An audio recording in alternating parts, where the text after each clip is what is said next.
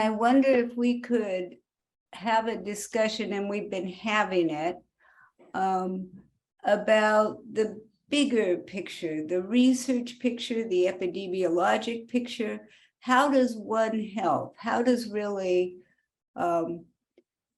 the human, again, medicine and studies inform the animal medicine and studies?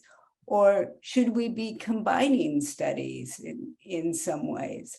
Are there any thoughts on that? I could ask a specific question, like, why is there a vaccine for dogs, but not for humans?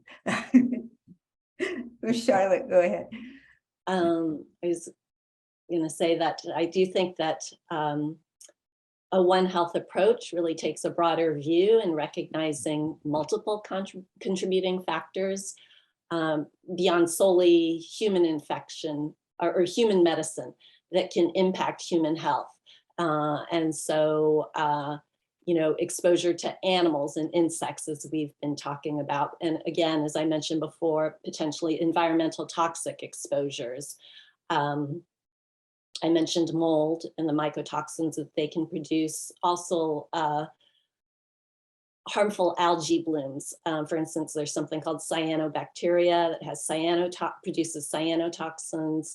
How these kinds of environmental influences can actually impact someone who has chronic vector-borne disease is something that needs to be explored in certainly in clinical medicine, and getting a history and realizing all the different potential multiple hits that can contribute to the patient's presentation, but also in research. And that's something that really, you know, hasn't been done to date. It's been research happening more in silos, it seems, rather than a interactive, comprehensive approach, an integrative approach, I guess you could say. I wonder with the IDEX, is it called IDEX data? Should human doctors be looking at the animal maps? I mean, I know Susan Little did some work on this a few years ago, saying, you know, we could inform hyperendemic areas. And what about climate change and the ticks moving and emerging diseases as a result? It seems to me there's a very rich area in the animal data, of which there's more, I think, that maybe could inform us what to apply our energy and monies to. I think that, like Liz said, the demographics are changing so quickly that a lot of the human studies, when we talk about, they try to imply sometimes false negatives and false positives based on Bayesian kind of theory. And it's just like closed loop, you know, logic system that if you make the wrong assumptions going in, and if the demographics are changing so rapidly, it's very easy to make wrong assumptions. Exactly. To get these articles saying that these are false positive tests because it's not an X and X such and such endemicity. So I just think people should be aware of that issue as well. I wonder if there's a way we can have access to IDEX testing data that, like, you know, we did this study on human reference lab, if we can pull the data, compare the animal IDEX data, see if there is such a demographic change or not. Also, like compare 2010 to 2016, or just over the time period to see in relative to see if this is really a climate change that not just if we see this in human, the animal test also had changed demographically. That would be very interesting. Well, I think the answer to that question is definitely yes. So the Europeans following tick-borne diseases, they're moving north, and they've got good documentation either through serology, PCR, testing, and clearly Borrelia burgdorferi moved into Canada, and anaplasma, I'm sorry, or the Amblyomma americanum, the tick that transmits Ehrlichia chaffiensis and Ehrlichia ewingi to dogs and humans and cats, has moved up the East Coast extremely rapidly.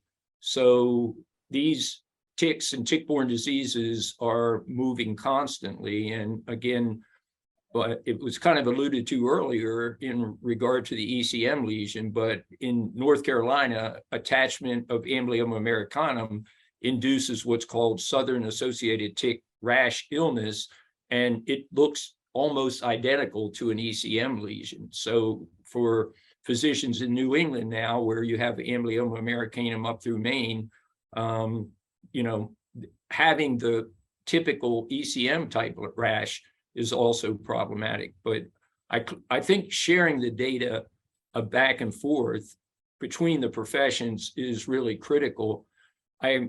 It's with some trepidation that I would say this, but I think having respect between the two professions, that science generated on the veterinary side is meaningful and should be included in the overall evaluation of what we know about chronic illness and pathogenesis.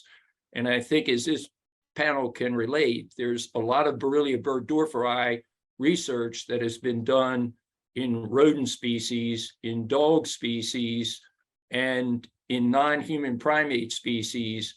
And it's despite the fact of the amount of work, the number of different institutions in which that work's been done, it's pretty much discounted because it wasn't done in a human. And I don't think we can have that attitude that, well, it can do it in a dog, but it can't do it in a human.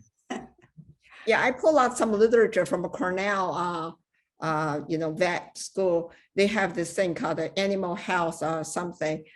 Very extensive research, really good research. So And, should our medical students be taking vet classes? And should our vet classes be taking medical student classes? It would be great to have some overlap, particularly in zoonotic and vector-borne diseases. Absolutely, that's a natural course, right? And I mean, like now through the COVID pandemic, you see how many people have dogs now.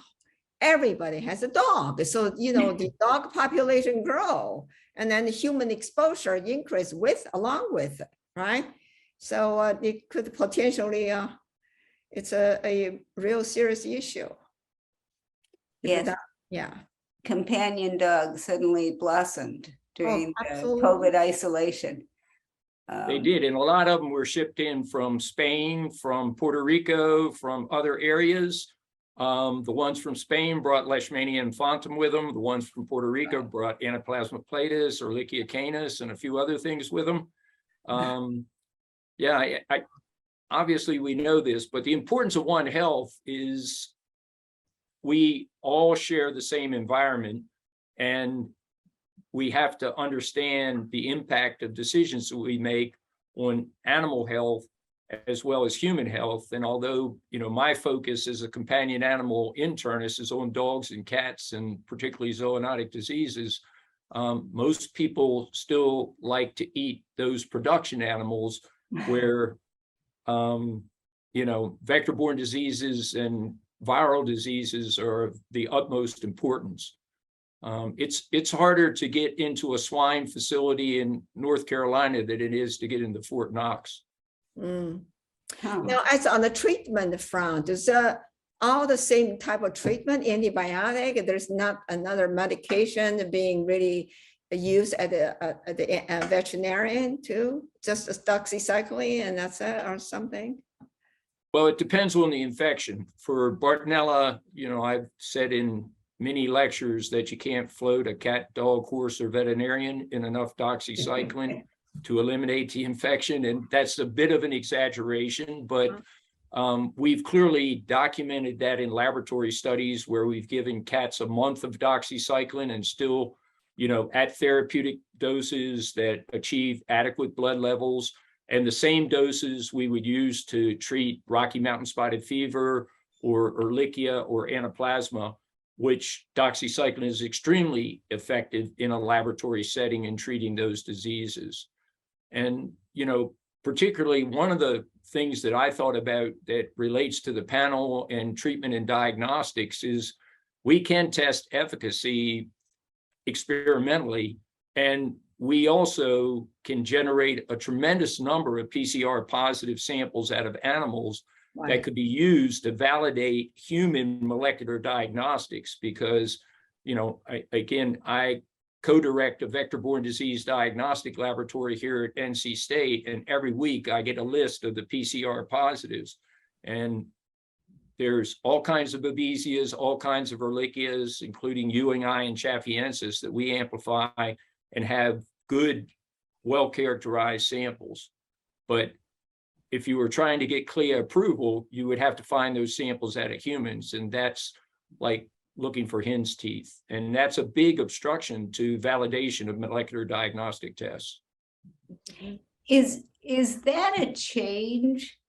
And I mean, 25 years ago, was that a barrier? Or did they just not exist? PCRs are that new, maybe? They didn't exist 25 years ago. Yeah, I think, you know, PCR testing in veterinary medicine started at university research laboratories like Cornell and our laboratory. And then once veterinarians realized that we could detect in certain diseases DNA or RNA supporting, you know, active infection, ultimately, when it became important enough, popular enough, and enough veterinarians were doing it, then the commercial labs started offering PCR tests. And one thing, it's very different. When a veterinarian orders a panel from our laboratory here, 90% of them do not order an individual test. 90% of them order a comprehensive serology PCR test.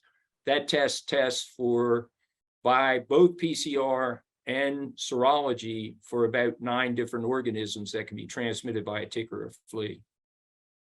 And the reason for that is, for many years, you know, as a faculty member going out lecturing to veterinarians, I tried to do what we've talked a little bit about is, here's the pattern recognition that goes with a dog with Ehrlichia. Here's the pattern recognition that goes with a dog with anaplasma. But for the person that's out there in general practice, that's, you know, taking care of everything from cancer to, you know, pancreatitis to constipation, trying to understand the subtle differences that an infectious disease physician like Charlotte has in her brain, or I might have after 30 years of infectious disease research, was impossible. So we just gave up and created panels that were as comprehensive as possible that would help say, yes, we can find exposure through serology. And oh, by the way, we can also find and I don't think we should throw serology out, but I think we really do need to continue to improve that active detection portion. It's certainly been a mission in our research lab for the last decade. Absolutely, because the early detection, early treatment, the serology, for one, you need the time for antibody to respond. That is already a downer there, right? And then incidentally, there's this company called the T2 diagnostic T2 system. They're working on a direct detection molecular test. I don't know if you heard about for human. I think they did something on COVID, and also they're working on monkeypox, but now this thing, a Lyme disease. If we're talking testing, I still wonder about the paucity or the lack of organism in the blood in these tissue-based infections, in these stealth infections that are intermittently replicating. I just wonder, can you find something in the blood? Do you have to go to tissue bases somehow? Maybe radio flag a little antibody and send it in the body to go.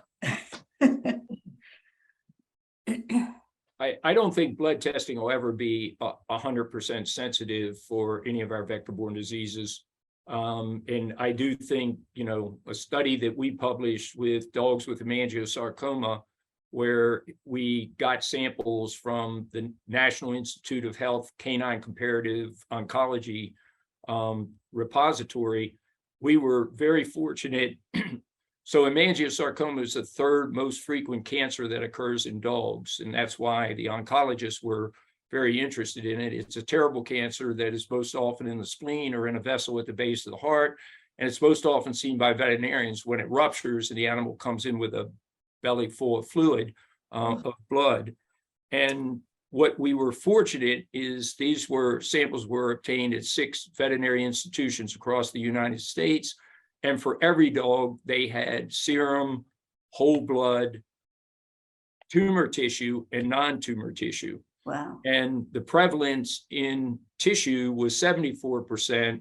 The prevalence in blood by qPCR was 0% for Bartonella. And this was a Bartonella study, but ddPCR took us up to 36%. So we went from 0 to 36%. And I think with additional techniques that laboratories are looking at now, where you can actually concentrate your target before the PCR or after the PCR, I think there's true hope that molecular diagnostics are going to undergo a bit of a revolution in the next few years. They have in the past couple years, and I think that change is going to accelerate. Excellent.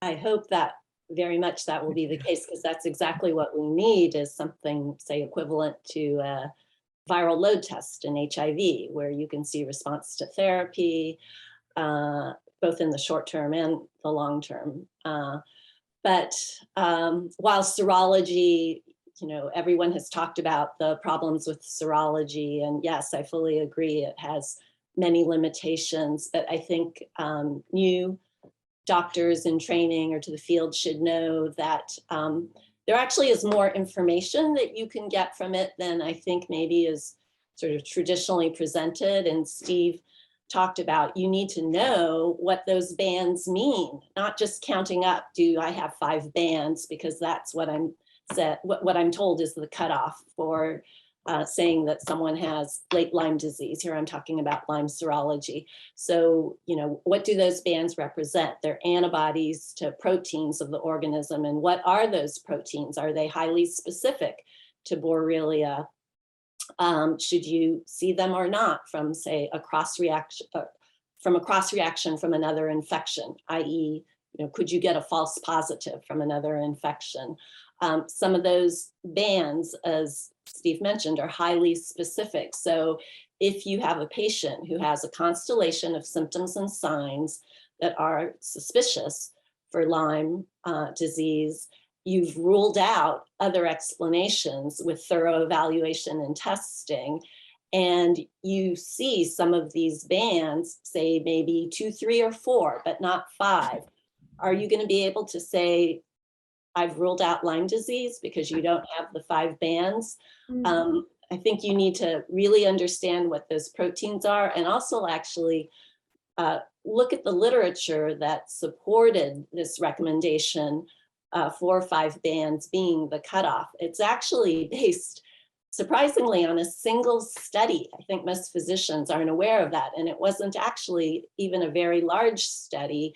And in that study, which had both a retrospective sub-study and a prospective sub-study, they looked at both Lyme patients with arthritis as well as neurologic disease and early Lyme disease. And in the arthritis patients, the Lyme serology is, commonly very strongly positive. You'll see lots and lots of bands, 8, 9, 10 bands. Whereas in the neurologic patients, you don't see as strong a response. And in that study, for example, the arthritis patients, it was very high 90s, close to 100% that would have 5 bands. Whereas in the neurologic patients, I believe it was 72% in the prospective portion of the study that was positive by the criteria that they ended up recommending, which is this 5-band threshold. So that's a lot of patients you're missing. So again, it reinforces the importance of really making a clinical diagnosis, knowing what constellation of symptoms and signs can be manifestations of Lyme disease, ruling out other diagnoses, and really understanding your diagnostic testing in more detail than what most physicians, I think, are taught. And in support of that, it invisibles CME offerings in their modules. There are several modules that cover what we've talked about today with the references that are attached, including the serology module, which if you are looking at your patients and wondering about Lyme, I would encourage you to at least read that paper and perhaps take that serology module. Mm-hmm. All right. I think we could talk another 3 hours. I mean, maybe just as the question to go out, why is there a vaccine for dogs and not for humans? Dogs don't sue as much as humans. I think that's probably the big, easy answer. Dogs, I mean, what? there was what's that? I didn't hear. I said dogs don't sue. You know, there was a Lyme vaccine in the late 90s. It was taken off the market after a couple of years. It was a huge amount of money lawsuit, class action lawsuit. And they said they took it off the market for lack of demand. But, you know, the other thing is that vaccine, because it had some narrow FDA approval, it wasn't litigation proof. So people could sue. They weren't given vaccine immunity. And I was in practice. I opened in my practice in '96. And I had patients come in that had developed disabling illness shortly after getting vaccinated for Lyme. So at that time, I had seen several hundred patients, and you know, it is what it is. There's a new Lyme vaccine coming out soon. They're saying they've gotten rid of the molecular mimicry aspect that could have been, you know, problematic with the prior vaccine. But I think the real question is not so much about molecular mimicry. It's about what if people have asymptomatic Lyme and then they get this vaccine? Do they become symptomatic? You know, a lot of times, like I said, I use the term immune dysregulation, but it's not so much immune suppression. It can sometimes be immune stimulation too. Just, you know, causing the immune system to go a little bit lopsided can turn asymptomatic to symptomatic. So we'll see when and if the new vaccine comes out. But I think that it's a potential risk because I think that's what was going on with the prior vaccine. I don't, you know, when people said that we had a prior vaccine and they took it off the market, it was an anti-vax kind of a thing. I disagree. I think they took it off the market because people were getting sick and they said it was because of lack of demand. That's what I saw, and that's what I think happened. So I will eagerly await the new vaccine and really hope that it's effective and safe. But I will give it some time of observation before I recommend it wholly. You know, I'm always curious why the Lyme disease, even you have antibody, there's no protective mechanism. It doesn't protect you for reinfections. Yeah, they say that a lot of it is due to strain heterogeneity. I mean, with hundreds of strains, I think that there's some good, decent protection with, let's say if you have infected with strain 1 and you got from strain 1 to, let's say, strain 5, but maybe not strain 25 to 30 or 200 to 225 or something. But I'm not sure that that's the whole of it. My sense is a lot of these antibodies, something like analogously to COVID antibodies, neutralizing antibodies versus just antibodies. I think a lot of antibodies for Lyme are probably not neutralizing antibodies. But they haven't, you know, I'd like to see more research being done on the T cell aspect of things. You know, they focus so much on humoral immunity for these vaccines, and I think that probably, you know, cellular, you know, based immunity is going to be where it's at as well. Is there much in the animal field that have done this kind of a antibody study T cell response after infection? Yes, with a number of infections. And I think to go back to your question in why in veterinary medicine do we probably have 6 companies now that are selling Lyme disease vaccines, and we're at least on our 3rd or 4th generation of improvement in Lyme vaccines that are administered, is because these companies are required to test these vaccines in a laboratory setting, with dogs that actually are being infected with Borrelia burgdorferi by ticks. So they have to first demonstrate safety, and that usually means sacrificing dogs and proving that there's no histologic lesions anywhere in their body, and very extensive hematology, serology, and urine analysis studies that are sequential through these. And so once safety is demonstrated for the vaccines, the next thing is efficacy, and we would not accept a vaccine that had not been tested in an active tick infection. So one, you have to have a group of dogs that are not vaccinated, that you put the same ticks on as the dogs that are vaccinated. You have to show that those that weren't vaccinated get Lyme disease, and those that were vaccinated do not get Lyme disease. And then if you can get through all of that, you can introduce it into the field, and then all the companies are required to follow any vaccine reaction that occurs in veterinary medicine with their specific vaccine and their specific product. So, again, we all kind of hold our breath when it's made through the animal studies and everything looked great. And being an academician, I always say, let's see what happens when it's introduced in the field for a year or two and what the data say. Yeah. Yeah, but it has to be vaccinated every year, though, right? It's a very short-term effect. It's like the current vaccines are suggested yearly, yes. So I have a question. So, but my understanding is that dogs don't get chronic Lyme in the way that humans develop chronic symptomatic Lyme. It's still believed that about 10% of dogs will develop a chronic arthritis in association with Borrelia burgdorferi. So because, Lyme arthritis is kind of like the least scary of the Lyme manifestations, did dogs develop other chronic manifestations? Because I'm wondering if the lack of histologic effects in Lyme vaccines in dogs is necessarily going to equate to what's going to happen with humans if they've previously gotten Lyme, if like said, agreed, 100%, yes. Humans. Yeah, the most devastating Lyme association is glomerulonephritis. So in dogs, and particularly in Labrador retrievers and golden retrievers, for reasons that are unclear, we see a very severe and very acute glomerulonephritis that is extremely difficult to manage, even in a tertiary care center like ours. Which we don't see in humans very often. I've actually seen it, unfortunately, a few times, but it's just not so rare compared to. And I actually believe it's co-infection, and I actually think we may, have tools now we can prove that it's co-infection.